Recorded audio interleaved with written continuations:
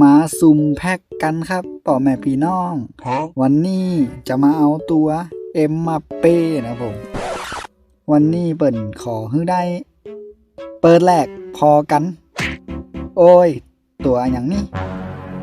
กองหน้า ตัวอย่าง93สเปอร์ลิซาลิซอนไข่นี่บ่ฮู้นะครับ ผมโมเมนติงสเปอร์นะครับ แต่ก็ชอบอยู่บ่เป็นหยังมีแหม1ซุ่มหรือว่าจะได้